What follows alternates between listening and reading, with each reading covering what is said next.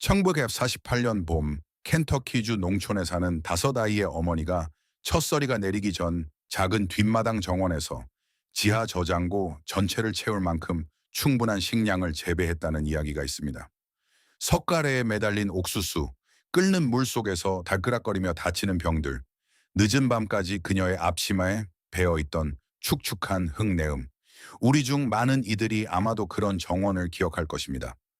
완벽한 정원은 아닙니다. 삐뚤어진 울타리, 녹슨 물뿌리개, 낡은 침대 시트를 찢어 만든 끈으로 묶어둔 토마토가 있는 정원 말입니다. 그 당시에는 무엇이든 낭비하는 것이 거의 죄악처럼 느껴졌기에 조부모님들이 맨손으로 커피 찌꺼기를 흙 속에 밀어넣던 그런 정원입니다. 오늘날 우리는 정원을 억지로 가꾸기 위해 수백 달러를 씁니다. 하지만 그들은 대신 흙의 소리에 귀를 기울였습니다. 여기에 잊혀진 맘까지 정원 가꾸기 비법이 있습니다. 골번 비법은 옛 어르신들이 해 뜰 옆에 뿌리던 이상한 회색 가루에 관한 것인데 일부 가족들은 외부인에게 그 비밀을 알려주기를 거부합니다. 그리고 16번 비법은 너무나 간단하고 이상하게 들려서 오늘날 대부분의 정원사들이 무시하지만 과거 혹독한 가뭄이 들었던 여름에 수확량을 2배로 늘리는 데 도움을 주었던 방법입니다. 자연계에는 형제만큼이나 끈끈한 유대관계가 있는데 특히 바질과 토마토 사이가 그렇습니다. 종종 외롭게 심어진 토마토 밭은 진딧물, 벌레, 가루에 쉬운 표적이 되며 이로 인해 수확한 토마토의 맛이 밍밍하고 생기가 없어질 수 있습니다.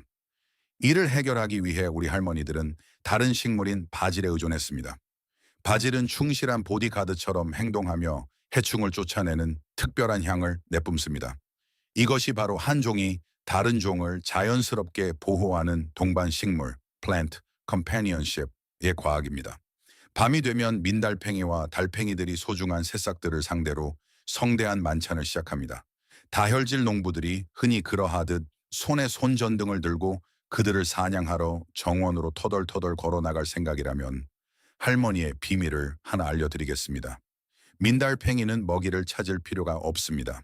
그들에게 필요한 것은 은신처입니다. 할머니가 그들을 처리한 방법은 다음과 같습니다. 할머니는 저녁에 채소밭 바로 옆에 평평한 합한 조각이나 낡은 통나무 몇 개 혹은 판지를 놓아두곤 하셨습니다. 어둠과 습기를 좋아하는 생물인 민달팽이는 다음 날에 따가운 햇볕을 피하기 위해 그곳을 완벽한 5성급 호텔로 여길 것입니다. 이른 아침에 정원으로 나가 판자를 뒤지기만 하면 모든 적들이 바로 그 아래에 옹기종기 모여 있습니다. 나머지는 그냥 주워 담기만 하면 됩니다. 19세기 영국의 전통 정원에서는 나무 판자 대신 양배추 잎이나 오래된 상추 잎을 자주 사용했습니다. 오후에 채소바 위에 크고 시든 잎을 올려놓았습니다.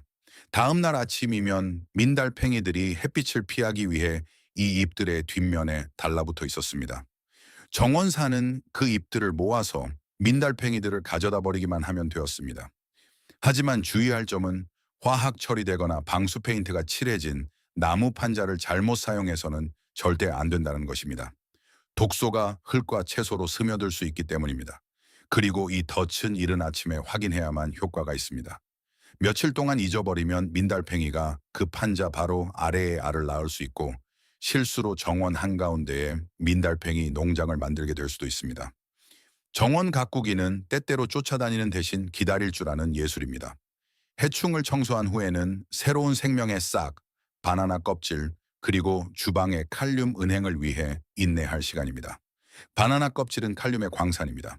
건조 중량 기준으로 약 42%가 칼륨이며 이는 철물점에서 파는 심심한 비료 한 포대보다 높은 수치입니다. 또한 인과 밀양의 질소도 가득 들어 있습니다. 칼륨은 식물에게 꽃을 피우고 열매를 맺을 시간임을 알려주는 미네랄입니다. 고추나무에서 고추가 3개 열릴지 3개 열릴지를 결정하는 것이 바로 칼륨입니다. 우리 할머니에게는 2가지 방법이 있었습니다. 느린 방법과 빠른 방법입니다. 느린 방법은 간단했습니다. 할머니는 껍질을 자르거나 다지지 않았습니다. 장미 덤불이나 토마토 식물 옆에 약 4인치 깊이로 껍질 전체를 온전하게 묻었습니다. 껍질은 6, 8주에 걸쳐 분해되면서 뿌리 부분에 직접 칼륨을 공급했습니다. 빠른 방법은 바나나 차였습니다. 1쿼트에 물에 껍질 3개를 넣고 무명천으로 덮은 뒤 뒷마당 현관에 48시간 동안 두었습니다. 그것은 연한차 색깔로 변했고 은은하게 달콤한 냄새가 났습니다. 할머니는 여름 내내 일주일에 한 번씩 꽃이 피는 식물 주변에 한 컵씩 부어주셨습니다. 여기에는 숨겨진 이야기가 있습니다. 필리핀 농부들은 18세기부터 채소가 아니라 우리에게 초콜릿을 주는 나무인 카카오를 위해 바나나 껍질차를 우려냈습니다. FAO 유엔식량 농업기구 기록 보관소에는 우리 할머니의 것과 거의 동일한 조리법이 보관되어 있습니다.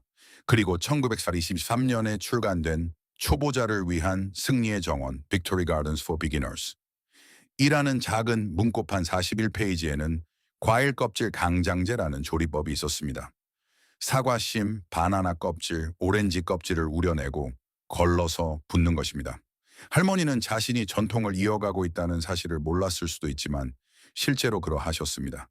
할머니는 작은 보너스들을 모으는 것을 좋아하셨기에 한 가지 작은 보너스를 더 알려드리겠습니다. 할머니는 바나나 껍질 안쪽을 실내 식물의 잎에 문지르면 누군가 왁스칠을 한 것처럼 잎이 윤이 난단다 라고 말씀하셨습니다. 할머니의 말씀이 맞았습니다. 오늘 밤 한번 시도해 보세요. 자, 뿌리에도 영양을 공급했고 꽃에도 영양을 공급했습니다. 이제 타이어 감자 재배법을 생각해 봅시다. 풍성한 감자 수확을 위해 거대한 밭이 필요하거나 땅속 깊은 곳에서 덩이줄기를 찾기 위해 끊임없이 땅을 파야 한다고 누가 말합니까? 마당 구석에 낡은 타이어가 있다면 축하합니다. 이전 세대가 사용했던 가장 쉽고 생산적인 식량 재배 비법 중 하나를 갖게 된 것입니다. 우리 조부모님들은 땅에 타이어 하나를 놓는 것으로 시작하여 그 안에 씨감자 몇 개를 넣으셨습니다. 줄기가 자라 위로 뻗기 시작하면 그 위에 또 다른 타이어를 얹고 흙을 더 부어 넣으셨습니다. 이 과정을 계속하여 우뚝 솟은 감자탑을 쌓았습니다. 이 수직 구조는 전통적인 재배 방식처럼 수평으로만 퍼지는 대신 묻힌 줄기를 따라 덩기 줄기가 형성되도록 유도하는 핵심이었습니다. 그 결과 감자 작물 전체가 위로 자라나 좁은 공간에서도 엄청나게 생산적인 수확 구역을 만들어냈습니다. 이는 공간, 관계용수, 유지 관리 시간을 크게 절약해 주었습니다. 수확할 때가 되면 작업은 훨씬 더 수월해졌습니다. 쌓아둔 타이어를 하나씩 치우기만 하면 땅을 팔 필요 없이 깨끗하고 완전히 자란 수파운드의 감자가 모습을 드러냈습니다. 정원에는 항상 하룻밤 사이에 여러분의 모든 노력을 망칠 준비가 된 불청객들이 있습니다.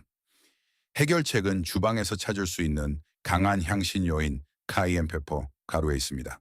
이 비법에 숨겨진 과학은 고추를 맵게 만드는 물질인 캡사이신으로 동물의 민감한 코와 발에 매우 강한 자극을 줍니다. 재배구역의 식물, 밑동 주변에 카이엔페퍼를 넉넉히 뿌려두면 보이지 않지만 강력한 장벽이 만들어집니다. 할머니의 말씀에 따르면 호기심 많은 동물이 그것을 건드리면 즉시 불쾌감을 느끼고 멀리 떨어지게 된다고 합니다. 보호 효과를 유지하려면 물을 주거나 비가 온 후에 다시 뿌려주는 것을 잊지 말아야 합니다. 이것은 환경에 전혀 독성이 없는 안전한 방법이지만 정원의 해충기 접근하지 못하게 하는데 매우 효과적이어서 매콤한 보호막 아래에서 채소가 평화롭게 자랄 수 있도록 도와줍니다. 오늘날 사람들은 정원 곳곳에 복잡한 타이머와 정교한 플라스틱 배관 시스템을 설치하는데 수백만 원을 씁니다. 우리 할머니는 그러지 않으셨습니다. 할머니에게는 낡은 점토 화분 하나만 있으면 충분했습니다. 할머니는 식물이 물을 찾아다니게 하지 마라. 물을 식물의 발밑에 바로 두어라 라고 말씀하셨습니다. 그 방법은 상상할 수 없을 정도로 간단합니다.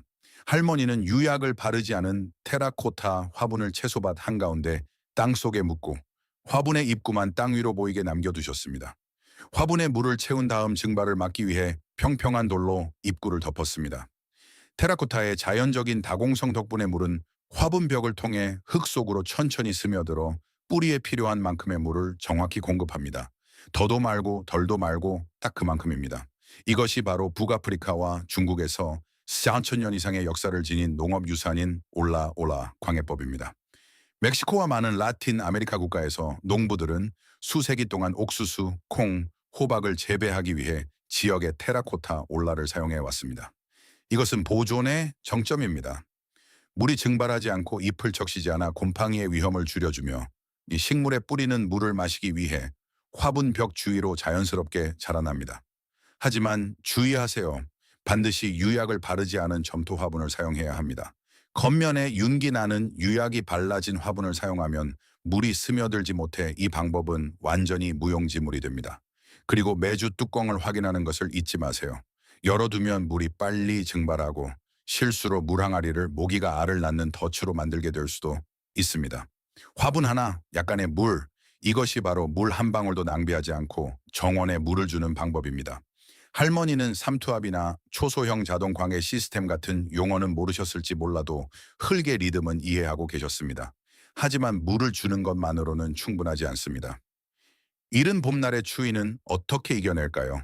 흙은 시간이 지나면서 산성화될 수 있으며 이와 함께 어린 잎에 구멍 내기를 좋아하는 민달팽이와 달팽이의 끊임없는 공격이 찾아옵니다. 비결은 난로에서 남은 제인 나무재를 식물 밑동 주변에 뿌리는 것입니다. 이 건조한 재층은 민달팽이와 달팽이의 몸을 건조하게 만들기 때문에 그들이 기어다니기 싫어하는 장벽을 만듭니다. 훌륭한 보디가드 역할 외에도 나무재는 칼슘과 칼륨을 공급하는데 이 두 가지 필수 영양소는 토마토, 호박, 고추가 더 튼튼하게 자라도록 돕는 동시에 너무 산성화된 토양의 pH 균형을 맞추는 데 도움을 줍니다. 평소 같으면 버려졌을 것을 재사용하는 것만으로도 적들로부터 식물을 보호하고 토양에 지속 가능하게 영양을 공급할 수 있습니다. 그 회색 재장벽 뒤에서 자라나는 무성하고 푸른 장미는 보호와 영양 공급의 훌륭한 조화이며 사용법만 안다면 쓸모없는 것은 아무것도 없다는 것을 증명합니다. 참, 노란 양파의 종이 같은 갈색 껍질은 쓰레기가 아닙니다. 우리 할머니는 겨울 내내 식료품 저장실 문 뒤에 있는 종이 봉투에 그 껍질들을 모으셨습니다. 창턱에서 토마토와 고추 모종을 키우기 시작하는 3월이 되면 봉투는 가득 찼습니다. 할머니는 이쿼트에 물을 끓이고 양파, 오리 연쇼깨에 껍질을 넣은 뒤 불을 끄고 하룻밤 동안 우려내셨습니다. 아침이 되면 그것은 착색된 참나무 색깔인 짙은 젓갈색이 되었습니다. 할머니는 그것을 걸러내어 차 1, 물 3의 비율로 희석한 다음 며칠에 한 번씩 모종에 물을 주셨습니다. 그 효과는 조용하고 꾸준했습니다. 양파 껍질에는 퀘르세틴이 함유되어 있는데 이는 실험실 연구에서 모잘록병을 일으키는 곰팡이인 피티움, 체얼파이티움과 싸우는 것으로 밝혀진 식물성 항진균제입니다. 모잘록병은 씨앗바라의 비극입니다. 아침 식사 때만 해도 완벽했던 모종이 저녁 식사 때가 되면 흙 표면에서 쓰러져 버리기 때문입니다. 양파 껍질 차는 이를 위한 가장 오래된 치료법 중 하나이자 가장 효과적인 방법 중 하나입니다. 19세기 폴란드 농부들은 이를 양파 약이라는 뜻의 세블라렉 체브라 엘리키이라고 불렀습니다. Farmer's Wife, The Farmer's Wife. 잡지는 1938년 3월호에 거의 동일한 조리법을 실었습니다. 우리 할머니는 물려받았지만 한 번도 의심하지 않았던 기도문처럼 매년 봄마다 기억 속에서 그것을 꺼내셨습니다. 한 가지 주의할 점, 한낮의 뜨거운 햇볕 아래에서 잎에 뿌리지 마세요. 농축된 오일이 연약한 새싹을 태울 수 있습니다. 식물이 아니라 흙에 물을 주세요. 양파는 곰팡이를 처리하여 교잡 타가 수분을 방지합니다. 정원에 두 가지 다른 품종의 호박이나 고추를 심었다가 이상한 맛이나 기묘한 모양의 열매와 같은 예상치 못한 놀라움을 겪은 적이 있다면 문제는 교잡에 있습니다. 일부 작물은 쉽게 교잡되어 다음 세대 씨앗의 맛, 크기 또는 수확량을 변화시킬 수 있습니다. 내년 농사를 위해 항상 씨앗의 순수성을 유지하고 싶어 하셨던 할머니에게 해결책은 정원에 몇 미터의 공간을 더 두는 것만큼이나 간단할 수 있었습니다. 옛날 재배자들은 이러한 원치 않는 섞임을 방지하기 위해 심는 것에 세심한 주의를 기울였습니다. 그들은 거리두기 비법을 사용하여 다른 호박 품종들을 몇 야드 떨어뜨려 놓기만 했습니다. 또는 시간차 비법을 사용하여 한 품종이 다른 품종보다 몇 주 먼저 꽃을 피우도록 심는 시기를 엇갈리게 했습니다. 이렇게 하면 수분하는 곤충이 한 식물에서 다른 식물로 날아갈 때 다른 품종 간에 꽃가루가 섞이지 않게 됩니다. 이 비법은 씨앗의 순수성을 유지하는 데 도움이 되기 때문에 씨앗을 채종하는 과정에 매우 중요합니다. 덕분에 할머니는 그 씨앗들이 어떤 결과를 낳을지 정확히 알고 계셨기에 해마다 더 튼튼하고 믿을 수 있는 작물을 기르실 수 있었습니다. 요즘 사람들은 가게에서 윤기 나는 검은색 플라스틱 트레이를 사서 한번 쓰고 버리며 매 시즌 엄청난 양의 쓰레기를 만듭니다. 우리 할머니는 달랐습니다. 할머니는 모종 트레이를 절대 사지 않으셨습니다. 매일 아침 차를 끓이기 전에 할머니는 낡은 신문지를 말아 잡고 귀여운 화분을 만드셨습니다. 2분이면 충분합니다. 유리병을 틀로 삼아 신문지 띠를 두르고 바닥을 안으로 접어 화분에 밑동을 만든 다음 병을 빼내고 흙을 채워 씨앗을 뿌리면 됩니다. 식물이 정원으로 옮겨 심을 만큼 충분히 자라면 신문지 화분 전체를 그대로 땅에 심기만 하면 됩니다. 종이는 자연스럽게 분해되어 흙의 일부가 되고 뿌리는 집이 바뀌었다는 사실조차 깨닫지 못한 채 계속 뻗어나갑니다. 이것이 바로 이전 세대의 농부들이 적용했던 무충격 이식법입니다. 이 방법은 모종의 매우 연약한 뿌리 시스템을 보호합니다. 거칠게 다루면 식물의 성장이 멈추고 회복하는데 꼬박 일주일이 걸릴 수 있기 때문입니다. 지속 가능한 농업과 퍼머컬처, 더 영속 농업에 대한 현대의 연구에 따르면 뿌리를 원래의 주변 환경에 유지하는 것이 전통적인 이식 방법보다 식물이 새로운 토양의 미생물에 2배나 빨리 적응하도록 돕는 것으로 입증되었습니다. 여기서 유일한 규칙은 과거 수십 년 동안 사용된 독성 화학 석유계 잉크 대신 콩기름 잉크로 인쇄된 신문지를 사용하는 것입니다. 그리고 너무 두꺼운 종이층을 묻지 마세요. 초기 단계에서 뿌리가 뚫고 나가는 것을 실수로 막을 수 있기 때문입니다. 이 글이 여러분의 어린 식물을 구했다면 좋아요 버튼을 눌러주세요. 저를 위해서가 아니라 사부로 어린 뿌리를 파내기 전에 이 이야기를 들어야 할 다음 정원사를 위해서입니다. 신문지는 저렴하지만 식물의 삶을 진정으로 이해하고 싶다면 뿌리를 내려다보아야 합니다. 다음 비법은 제가 고대의 기술이라고 부르는 것입니다. 그것은 사막의 정원이 최악의 가뭄을 이겨내고 살아남도록 돕는 열쇠, 바로 전략적인 해바라기 배치입니다. 우리는 종종 해바라기의 생생한 아름다움을 감상하고 씨앗을 수확하기 위해서만 해바라기를 키웁니다. 하지만 할머니에게 해바라기의 배치는 정원 전체의 성공을 좌우할 수 있는 것이었습니다. 할머니는 이 우뚝 솟은 식물들을 단순한 장식 이상으로 사용하셨습니다. 상추나 시금치처럼 약한 식물은 따가운 오후 햇살 아래에서 쉽게 시들거나 강한 바람에 쓰러집니다. 할머니는 정원 가장자리를 따라 해바라기를 심어 방풍림 그늘막 천연 지지대로 바꾸는 전략을 실행하셨습니다. 이 키 큰 식물들은 늦은 오후에 따가운 햇살을 막아주어 부드럽고 쉽게 시드는 식물들을 보호할 이상적인 그늘진 구역을 만들어 주었습니다.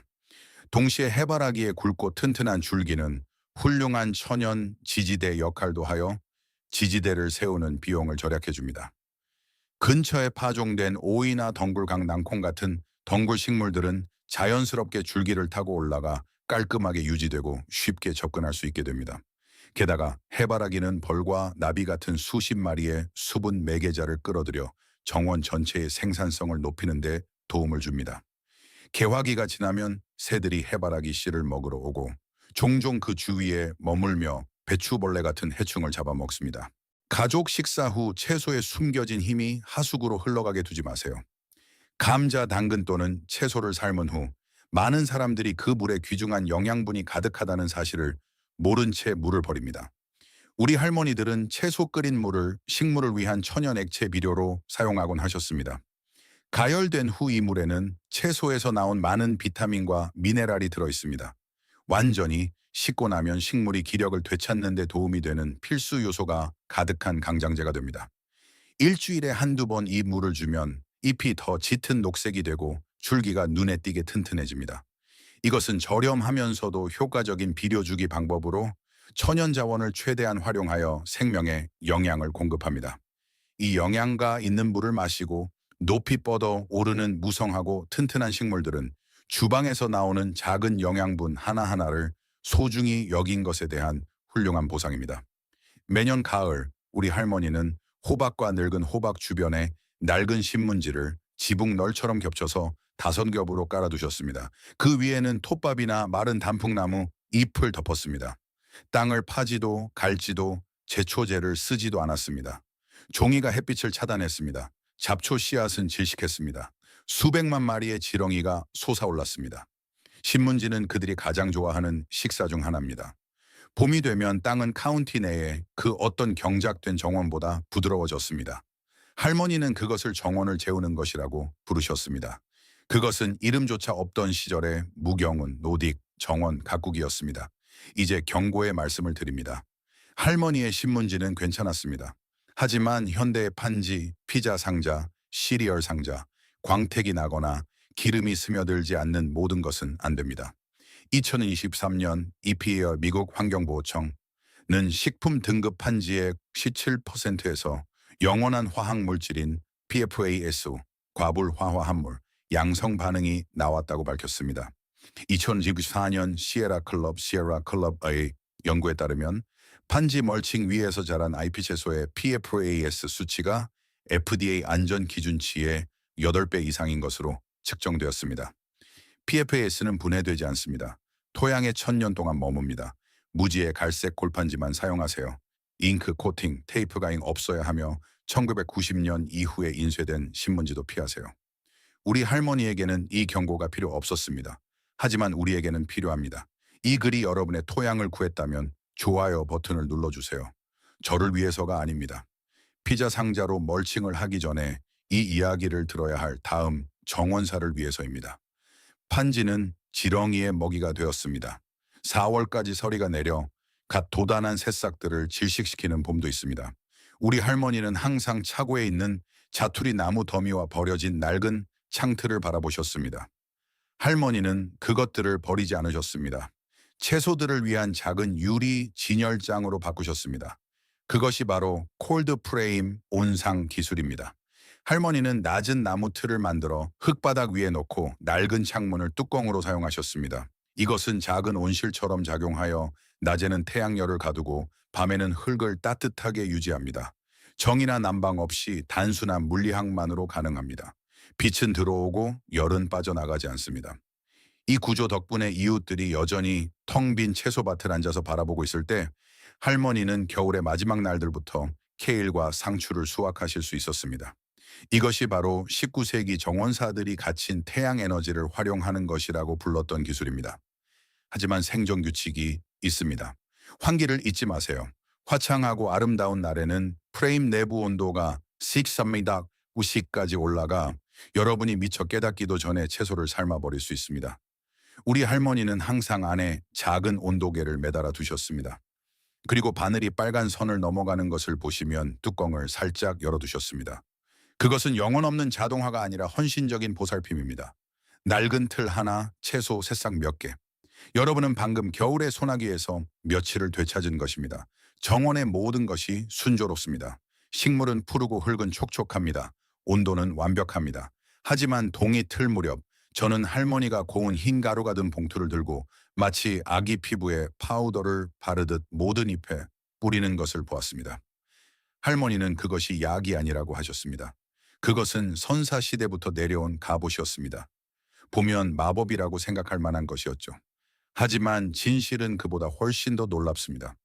매일 아침 이웃인 밀러 씨는 보통 심술궂은 얼굴로 할머니의 정원에 오곤 했습니다.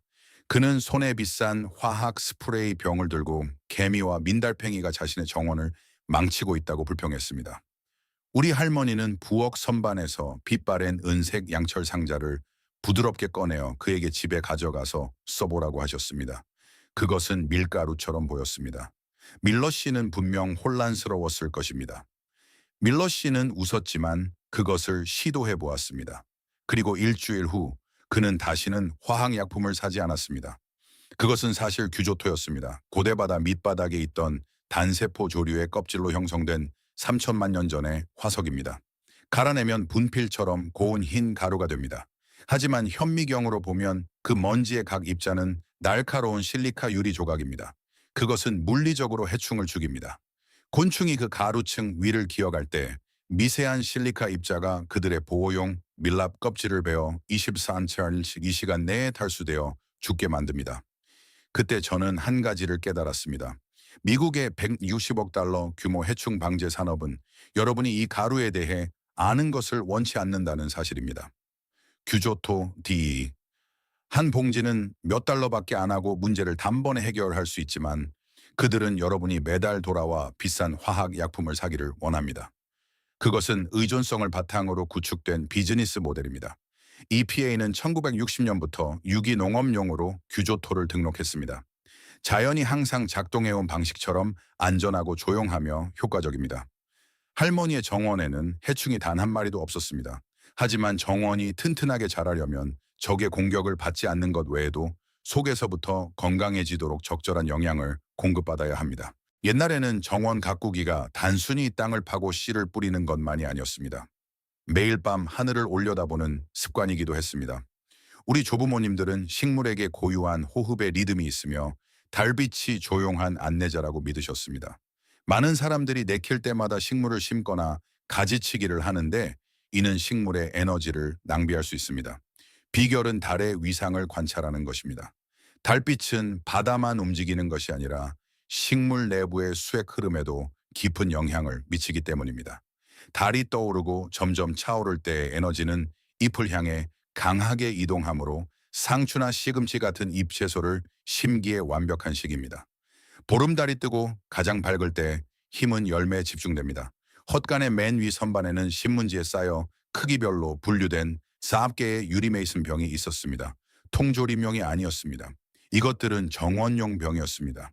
모종을 땅에 심었지만 밤 기온이 여전히 0에 가깝게 떨어지던 4월 마지막 주, 할머니는 5시에 그 40개의 병을 밖으로 가져와 가장 연약한 식물들 위에 거꾸로 덮어두셨습니다. 모종 하나당 병 하나씩 흙에 부드럽게 눌러 밀봉했습니다. 아침이 되면 각 모종은 소프트볼 크기만 한 자신만의 개인 온실에서 밤을 보낸 셈이 되었습니다. 이것은 1600년대부터 시장 정원에서 사용된 종 모양 유리병 촉성 재배 Bell Jar Forcing라는 오래된 영국 기술입니다. 1858년 존 엘 메이슨이 발명하여 십 이스봇 알로에 12개씩 살 수 있는 메이슨 병은 오늘날 경매에서 300달러에 팔리는 빅토리아 시대의 수제종 모양 유리병과 똑같은 역할을 합니다. 할머니가 제게 귀에 못이 박이도록 하신 한 가지 규칙이 있습니다. 화창한 날에는 10시까지 병을 치우라는 것이었습니다. 저는 그 규칙을 딱 한 번 어겼습니다. 따뜻한 5월의 아침, 저는 집 안에서 책을 읽느라 병을 그대로 두었습니다. 제가 기억해냈을 때쯤 태양은 할머니의 가장 좋은 토마토 모종 3개를 익혀서 녹색 숲으로 만들어버렸습니다. 할머니는 소리치지 않으셨습니다. 그저 죽은 식물들을 바라보며 이제 알겠지라고 말씀하셨습니다. USDA 미국 농무부의 보급 보고서에 따르면 클로슈 종모양 덮개를 사용하면 북부 지역의 재배 기간을 양끝으로 2~3주 연장하고 추운 계절의 수확량을 18% 늘릴 수 있다고 추정합니다. 그리고 이제 제가 처음에 약속드렸던 것, 바로 앱솜 살트 물입니다. 모든 작은 씨앗은 깨어날 적절한 순간만을 기다리며 그 안에 생명의 불꽃을 숨기고 있습니다. 하지만 모든 씨앗이 처음부터 박자를 잘 맞추는 것은 아닙니다. 어떤 씨앗은 흙 속에 그냥 머물러 있고 어떤 어린 모종은 뿌리가 흔들리며 연약합니다. 경험 많은 정원사들은 종종 아주 간단한 비법을 공유합니다. 씨를 뿌리기 전에 앱소면 물에 씨앗을 담그세요. 앱소면은 씨앗이 싹을 틔우고 자라는데 핵심적인 요소인 마그네슘을 풍부하게 공급합니다. 아주 간단합니다. 따뜻한 물 1갤런에 앱소면 1큰술을 녹이기만 하면 됩니다. 그런 다음 씨앗을 약 4~6시간 동안 담가둡니다. 이 마그네슘이 씨앗 껍질을 통해 스며들어 뿌리가 더 빨리 자라도록 돕고 매우 튼튼한 모종을 만들어냅니다. 이 작은 비법은 생명의 건강한 출발을 선사하여 수확량을 높이고 훨씬 더 고르게 성장하도록 이끕니다. 여름 오후에 우리 할머니는 종종 흙을 한 움큼 집어들곤 하셨습니다. 흙은 시원했습니다. 할머니는 땅도 옷을 입어야 한단다라고 말씀하셨습니다. 할머니는 맨흙을 보는 것을 싫어하셨습니다. 맨흙은 굶주리고 태양에 고통받는 흙입니다. 할머니는 항상 마른 집, 썩은 잎 또는 마른 풀로 흙을 덮어두셨습니다. 이 담요의 두께는 배출룰레인 핀침입니다. 생존 규칙, 식물 밑동 주변에 오심 즈민에게 여유를 두어야 합니다.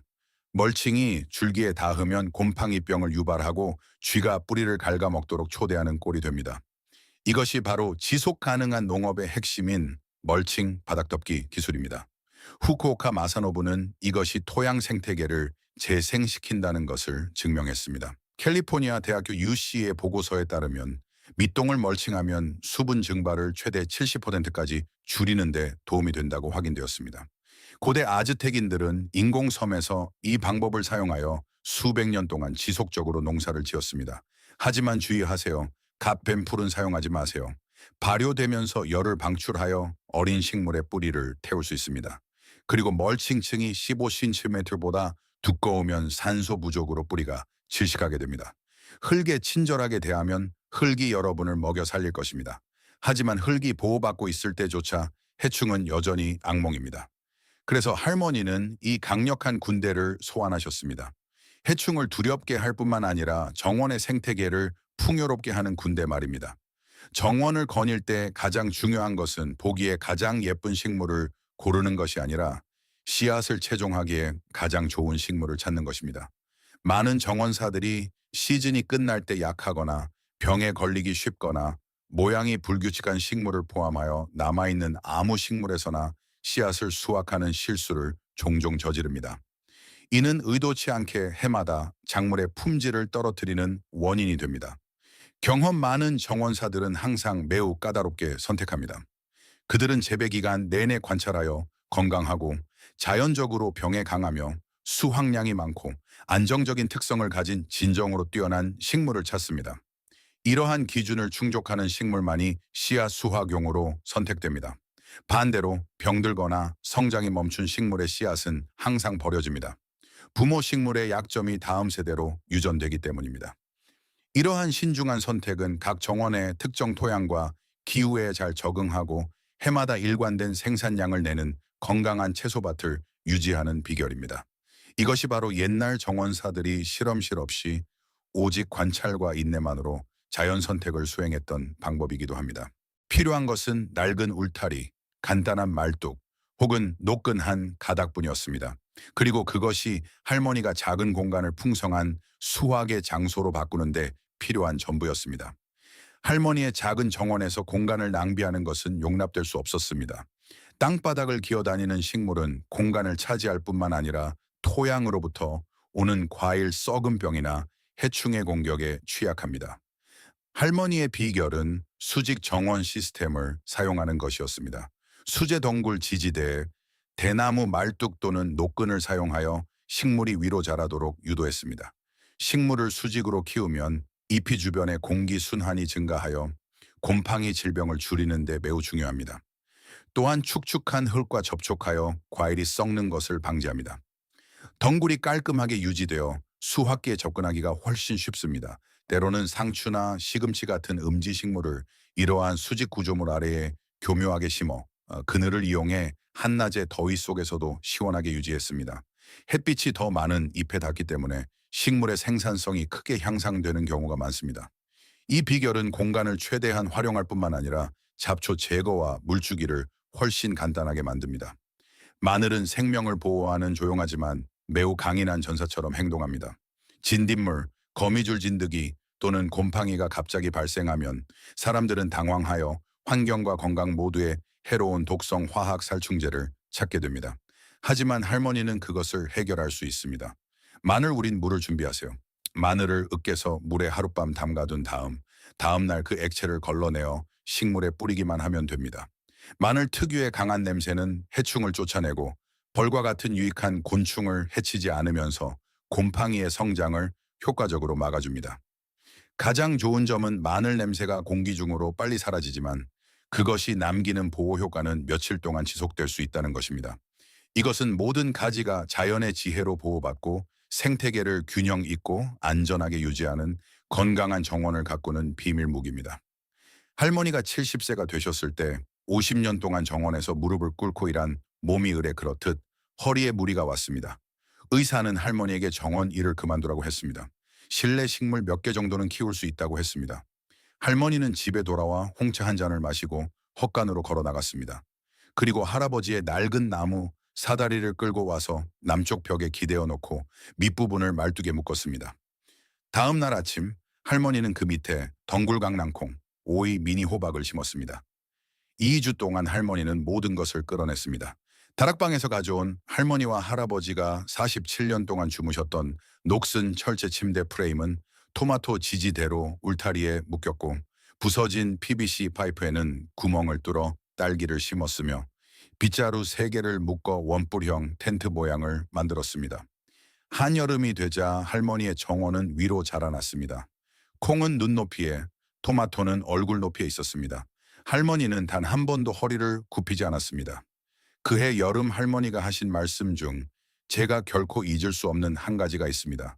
이제 더 이상 허리를 굽힐 필요가 없단다. 정원이 나를 향해 몸을 굽혀 주었거든.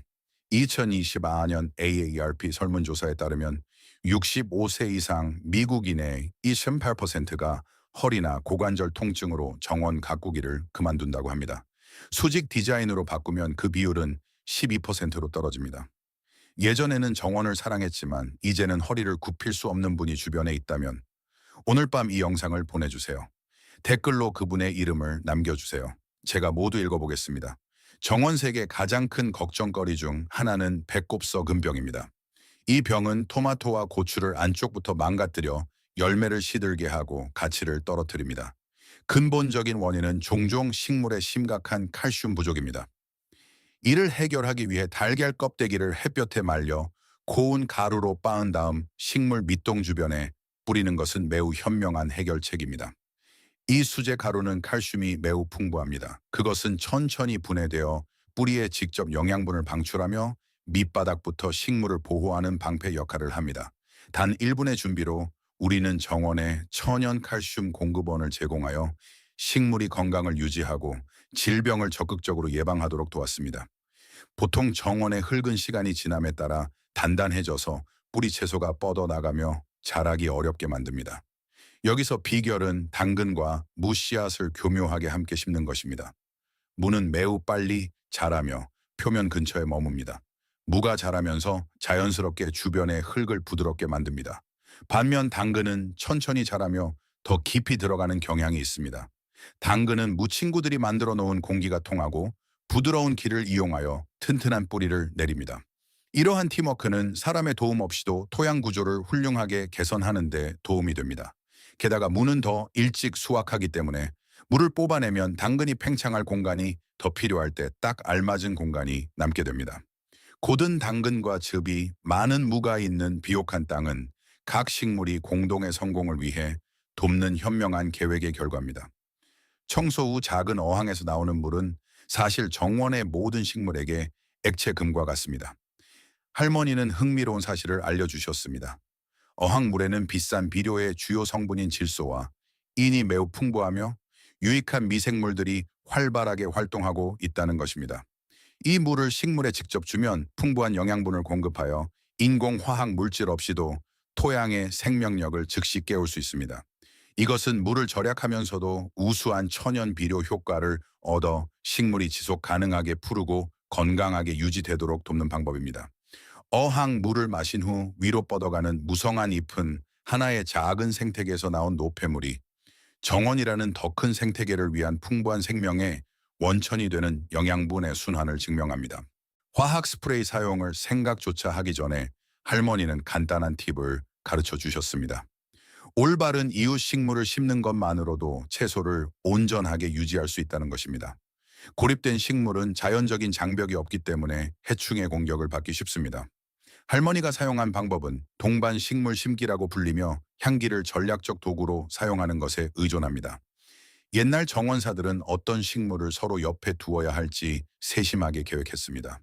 가장 대표적인 예가 양파와 당근을 함께 심는 것입니다. 양파 냄새는 당근 녹파리를 혼란스럽게 합니다. 반대로 당근 냄새는 고자리파리를 혼란스럽게 하여 숙주 식물을 찾지 못하게 만듭니다. 마찬가지로 그들은 선충과 진딧물을 쫓아내기 위해 토마토밭 사이에 메리골드를 섞어 심곤 했습니다. 바질 식물도 박각시나방 애벌레를 막기 위해 토마토 근처에서 자주 재배되었습니다. 이 해충 퇴치 동반 식물 심기 전략은 해충 문제가 시작되기도 전에 최소화합니다. 동반 식물 심기는 천연 해충 방제 도구일 뿐만 아니라 수분 매개자와 기타 유익한 포식자를 정원으로 끌어들입니다. 사슴 한 마리가 하룻밤 사이에 정원에서 50파운드의 식물을 먹어 치울 수 있습니다.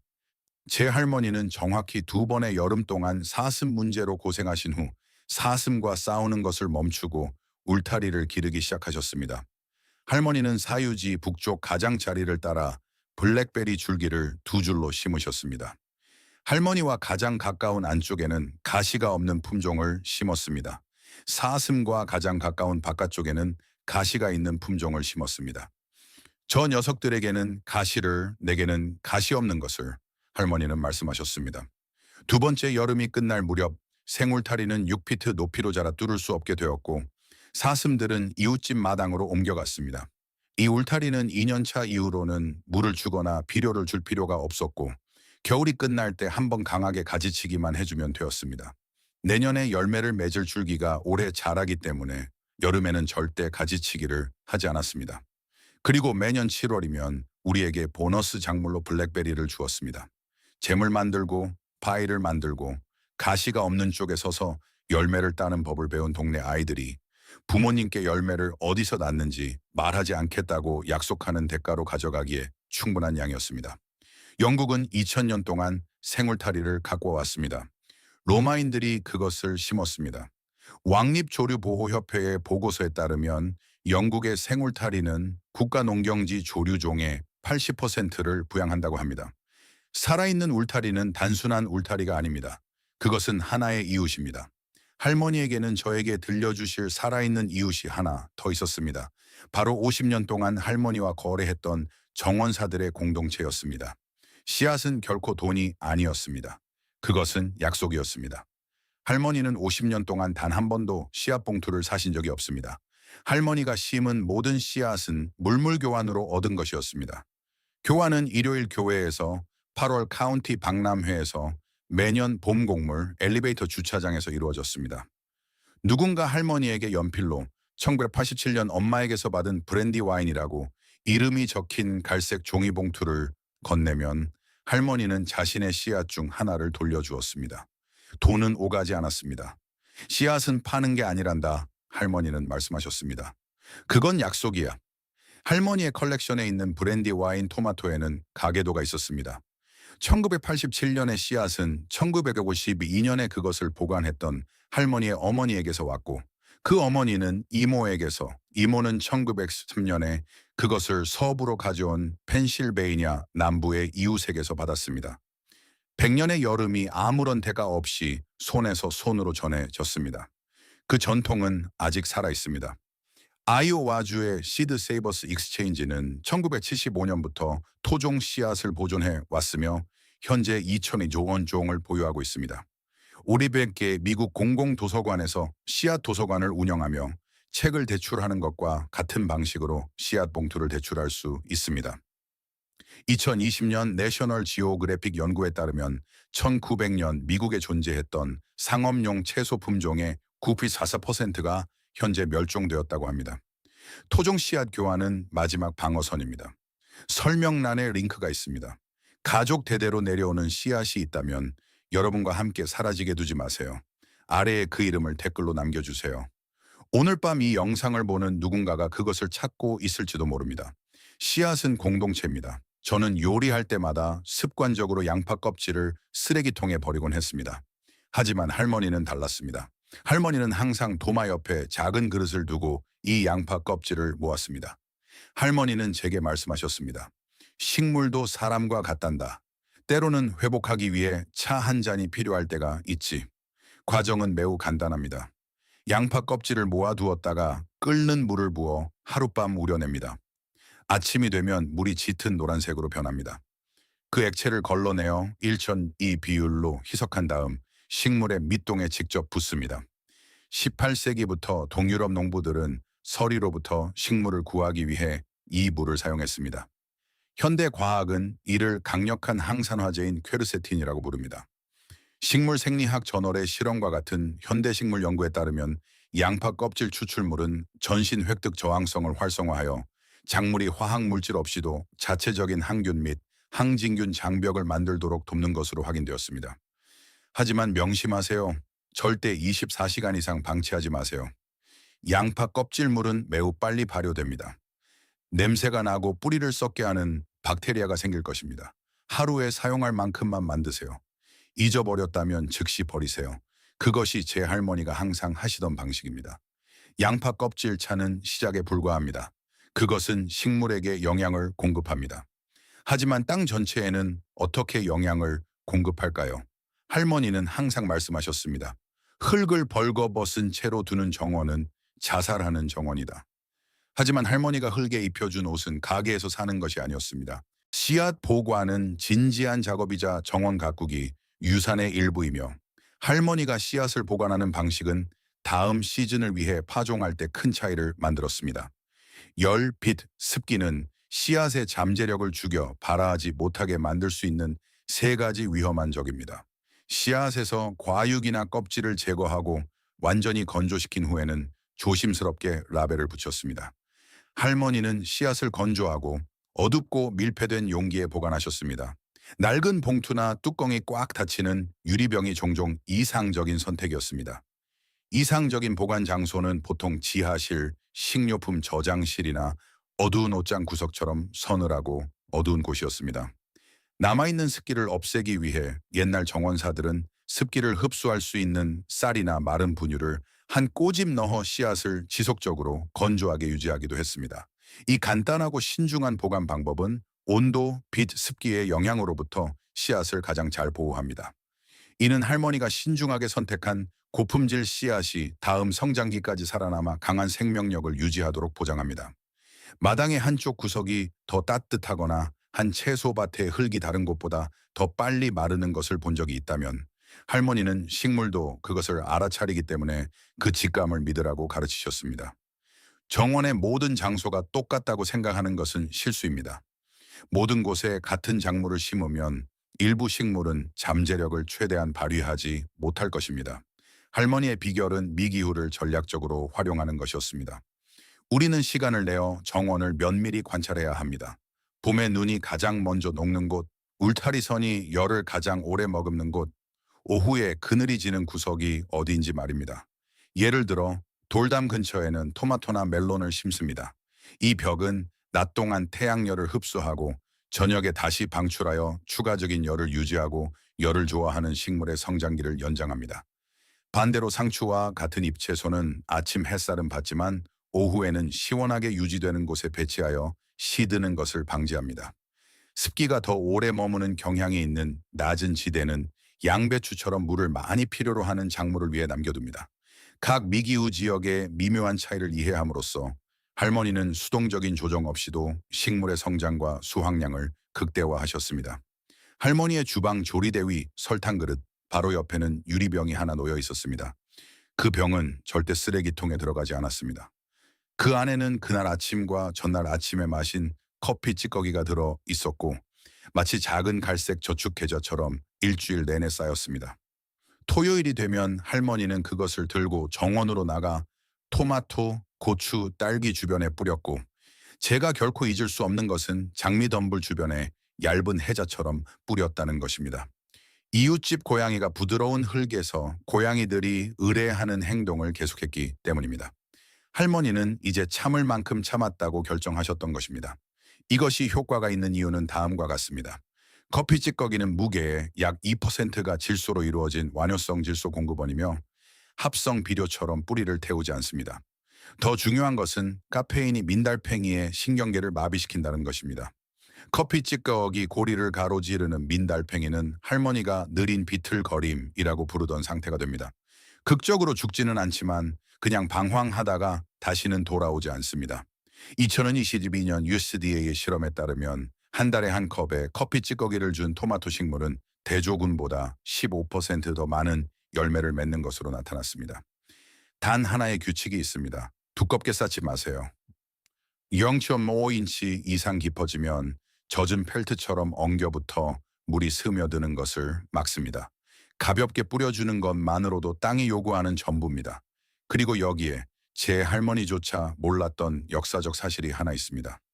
1950년대 미국 중서부 농촌의 식료품점에서는 델리 카운터에서 나온 커피 찌꺼기를 파운드당 마소센트에 팔았고 봉투에 담아 정원 강장제라는 라벨을 붙였습니다. 파운드당 5센트. 그것은 더 이상 존재하지 않는 뒷마당 경제에서 아침 식사와 저녁 식사 사이의 환율이었습니다. 하지만 커피가 흙을 깨운다면 식물 전체를 지탱하는 것은 칼슘입니다. 헛간 뒤 소나무에 기대어 할머니는 폭풍 후 수리 중에 삼촌이 집에서 뜯어낸 알루미늄 빗물바디의 일부를 보관하고 계셨습니다. 한쪽 끝이 구부러지고 페인트가 벗겨져 있었습니다. 다른 사람 같았으면 쓰레기장으로 가져갔을 것입니다. 할머니는 그것을 3피트 길이로 2개 자르고 양쪽 끝을 나무 조각과 약간의 실리콘으로 막은 다음 파종용 흙으로 채웠습니다. 그 버려진 빗물바디는 할머니의 묘목장이 되었습니다. 길이당 60개의 모종이 들어갔습니다. 할머니는 2월에 그것들을 부엌 창문의 양지바른 쪽에 두셨습니다. 4월이 되자 할머니는 다 쓸 수 없을 만큼 많은 토마토, 고추, 상추 모종을 얻었습니다. 비결은 이렇습니다. 모종이 4인치 높이로 자라고 첫 본잎이 났을 때 할머니는 그것들을 하나씩 뽑지 않았습니다. 할머니는 준비된 정원 고랑 위로 빗물바디 전체를 기울였고 60개의 모종이 길이를 따라 강역을 두고 심어진 흙기둥 전체가 하나의 긴 리본처럼 할머니가 이미 파놓은 도랑으로 곧장 미끄러져 들어갔습니다. 뿌리 충격도 이식 충격도 없었고 60개 중 단 하나의 모종도 잃지 않았습니다. 300년 전 에도 시대의 일본 농부들도 논에 이식하기 전에 벼 모종을 위해 대나무 마디를 같은 방식으로 쪼갰습니다. 마더어스 뉴스는 1978년에 이 DIY 방법을 소개했습니다. 제 할머니는 1950년대부터 이 방법을 사용해 오셨습니다. 새들이 날아다니는 것을 보면 노랫소리가 들립니다. 제 할머니는 순찰 군대를 보셨습니다. 할머니는 결코 스프레이 병을 들지 않으셨습니다. 할머니는 모집하는 쪽을 택하셨습니다. 매일 오후 할머니는 현관에 조용히 앉아 빵 부스러기를 뿌리고 휘파람을 불어 참새와 굴뚝새를 정원으로 부르셨습니다. 할머니에게 새들은 세상에서 가장 훌륭한 정원사였습니다. 방법은 생각보다 간단합니다. 할머니는 새들이 목욕할 수 있도록 얕은 물쟁반을 놓고 둥지를 틀 수 있도록 베리 덤불을 몇 개 심었으며 정원에 화학 살충제를 절대 사용하지 않으셨습니다. 작은 새 둥지 하나마다 수백 명의 직원이 부지런히 일하고 있었습니다.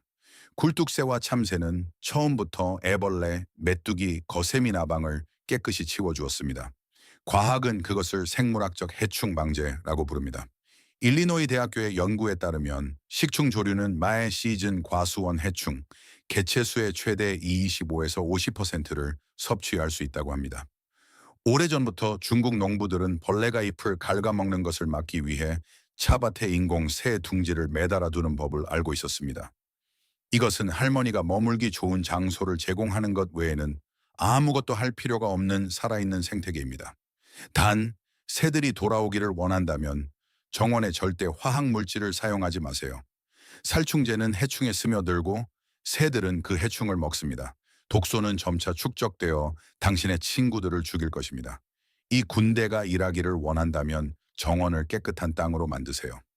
우리가 아침 커피를 끓이기 위해 일어날 때 바로 그때가 정원의 식물들이 물을 마시고 싶어 하는 시간입니다. 이른 아침에 물을 주는 것은 단순한 습관일 수 있지만 모든 것을 바꿉니다. 늦은 오후나 저녁에 물을 주는 것은 많은 사람들이 저지르는 실수입니다. 어두운 곳에서 잎이 젖어 있는 시간이 길어지면 곰팡이, 썩은 병, 징윤이 발생할 위험이 커집니다. 할머니는 항상 아침 물주기 규칙을 고수하셨습니다.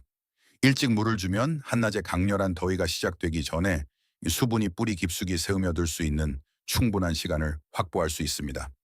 이렇게 하면 물이 가장 효율적으로 사용되고 증발이 줄어듭니다. 더 중요한 것은 잎에 남은 물방울이 아침 햇살 아래서 빠르게 건조되어 곰팡이, 썩은 병, 징윤 발생 위험을 크게 줄인다는 것입니다. 일찍 물을 주는 것은 또한 뜨거운 오후 내내 뿌리를 더 시원하게 유지하는 데 도움이 됩니다. 뿌리가 시원할 때 식물은 스트레스를 덜 받고 더 잘 자랄 수 있습니다. 물을 주기 위해 일찍 일어나는 것은 단순한 집안일이 아닙니다. 그것은 활기찬 새로운 하루의 시작입니다. 갑작스러운 서리가 내린다는 심야일기 예보에 겁먹지 마세요. 할머니는 낡은 수건, 뒤집어 놓은 양동이 또는 천 조각 하나만 있으면 갑작스러운 추위로부터 식물을 보호할 수 있다고 가르치셨습니다. 예상치 못한 서리는 단 하룻밤 만에 연약한 어린 식물과 섬세한 작물을 죽일 수 있습니다. 할머니의 서리 보호 방법은 가정용 재료를 사용하여 식물의 열을 유지하는 데 중점을 두었습니다. 예상치 못한 한파가 오기 전 늦은 오후에 어린 식물 위에 낡은 시트, 삼배포대 또는 신문지를 재빨리 덮었습니다. 이 천은 단순한 단열층 역할을 하여 땅에서 방출되는 온기를 가두어 둡니다. 더 작은 식물의 경우 어떤 사람들은 뒤집어 놓은 양동이, 유리병 또는 낡은 우유통을 사용하여 작은 돔을 만들어 효과적으로 열을 가두고 보호하기도 했습니다. 때로는 가장 민감한 식물을 돌담이나 퇴비더미 근처, 즉 저녁에 자연적으로 열을 방출하는 곳에 심었습니다. 이러한 덮개는 다음날 아침 햇빛이 스며들 수 있도록, 그리고 중요한 것은 해를 끼칠 수 있는 결로를 피하기 위해 조심스럽게 제거되었습니다. 제 할머니에게는 1970년대 모든 원예 잡지의 규칙을 깨는 한 가지 원칙이 있었습니다. 할머니는 잎에 물을 주지 않으셨습니다. 단 한 번도요. 가뭄 때도 아니었습니다. 8월에도 아니었습니다. 오이 잎이 물을 달라고 애원하는 것처럼 보일 때조차도 아니었습니다. 할머니의 이유는 항상 같았습니다. 잎은 목마르지 않아. 뿌리가 목마른 거지. 그래서 할머니는 땅 속에 물을 주셨습니다. 그리고 할머니가 사용하신 방법은 아이들이 이틀 만에 다 마시고 아무 생각 없이 재활용품으로 던져버리는 빈 1갤런짜리 우유통을 사용하는 것이었습니다. 할머니는 작은 쇠못을 가져다 가스레인지 불에 주황색으로 빛날 때까지 끝을 달군 다음 바닥과 아래쪽 측면 주변에 6에서 8개의 작은 구멍을 뚫으셨습니다. 그런 다음 각 토마토 식물 옆에 우유통에 목까지 묻힐 만큼 깊은 구멍을 파셨습니다. 뚜껑은 열어 두셨습니다. 매일 저녁 할머니는 정원 호스를 들고 고랑을 걸으며 각각의 통을 채우셨습니다. 그리고 가족들이 잠든 사이 그 통은 물을 한 방울씩 천천히 뿌리를 향해 곧장 방출했습니다. 증발도 없고 바람에 날아가는 것도 없었습니다. 잎은 건조하게 유지되었고 이는 곰팡이도 마른 병도 징윤도 없다는 것을 의미했습니다. 그리고 토마토 뿌리는 표면 물주기로 인해 버릇이 나빠지지 않았을 때 뿌리가 자라야 하는 방식대로 깊고 탐색하듯 자라났습니다. 이것이 영리하게 들린다면 실제로 그렇습니다. 이것이 새롭게 들린다면 그렇지 않습니다. 4,000년 전 북아프리카의 농부들은 정확히 같은 이유로 오야라고 불리는 유약을 바르지 않은 점토 항아리를 묻었습니다. 점토는 물이 벽을 통해 한 방울씩 스며들게 합니다. UC 데이비스의 2023년 연구에 따르면 매설형 점적 관계는 위에서 뿌리는 방식보다 물을 50에서 70% 적게 사용한다고 합니다. 제 할머니는 단 한 편의 연구가 발표되기도 훨씬 전에 뼛속 깊이 그것을 알고 계셨습니다. 그리고 1930년대 더스트 볼 시대의 여성들도 거의 같은 방식으로 유리병을 흙 속에 거꾸로 묻어 돈이 전혀 들지 않는 비결로 미국 역사상 가장 건조했던 10년 동안 채소밭을 살려냈습니다. 다 쓴 판지 튜브를 버리지 마세요. 식물의 뿌리가 제한 없이 자유롭게 자랄 수 있게 해주는 무료 파종 솔루션이 될 수 있습니다. 플라스틱 파종 용기는 종종 뿌리 성장을 제한할 수 있으며 모종을 흙에 이식하는 것은 대개 이식 충격을 유발합니다. 비결은 낡은 판지 튜브를 파종용 흙 블록으로 재사용하는 것입니다. 할머니는 종종 화장지나 종이 타월 심과 같은 판지 튜브를 약 2에서 3인치 길이로 자르셨습니다. 그런 다음 이 튜브에 파종용 흙을 채우고 씨앗을 뿌렸습니다.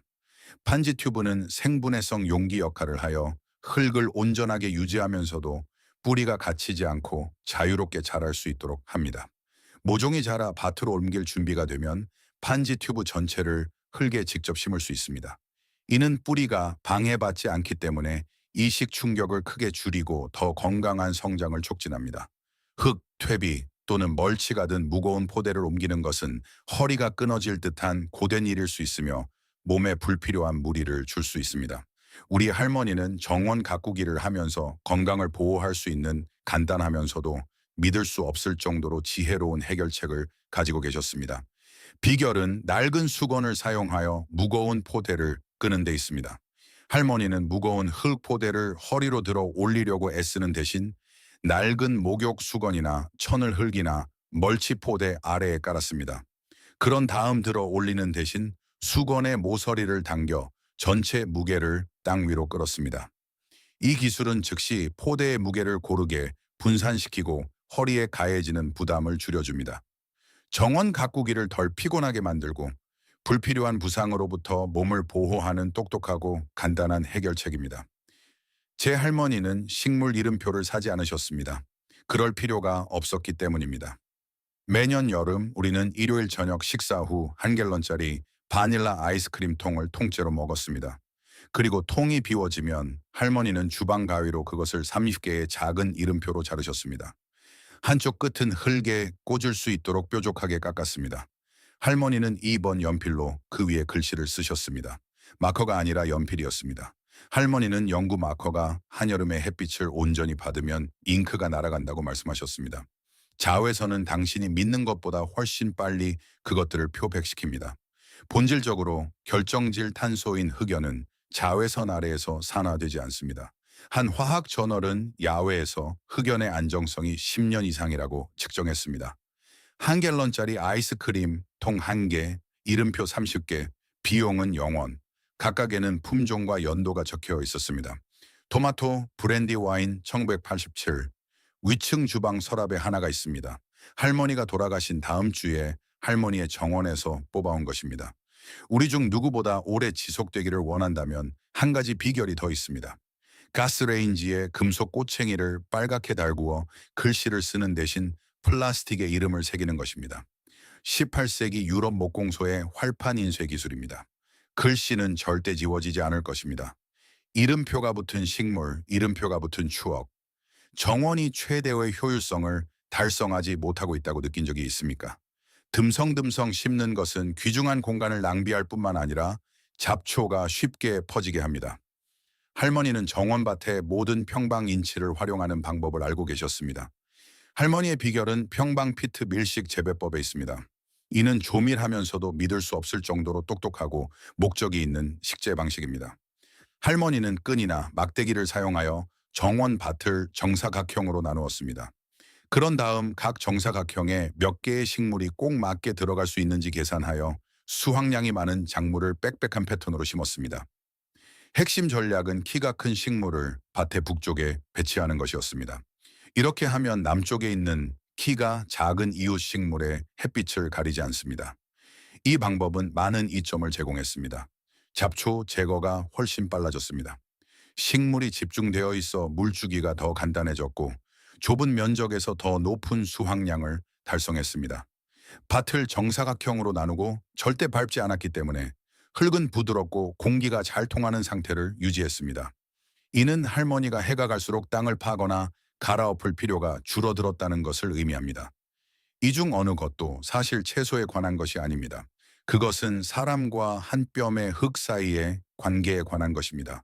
아무것도 없었던 세대와 거의 모든 것을 가지고 있으면서도 그것을 어디에 두어야 할지 모르는 세대 사이의 관계입니다. 제 할머니는 자연을 해킹하지 않으셨습니다. 할머니는 매일 아침 한 손에는 빈 우유통을, 다른 한 손에는 달걀 껍데기 한 움큼을 쥐고 자연의 소리에 귀를 기울이셨습니다. 할머니는 영리하게 구신 것이 아니라 예의를 갖추신 것이었습니다. 할머니는 또 한 번의 계절을 허락해준 흙에게 감사 인사를 하고 계셨던 것입니다. 그리고 흙은 그 느리고 고집스러운 방식으로 다시 감사 인사를 전하고 있었습니다.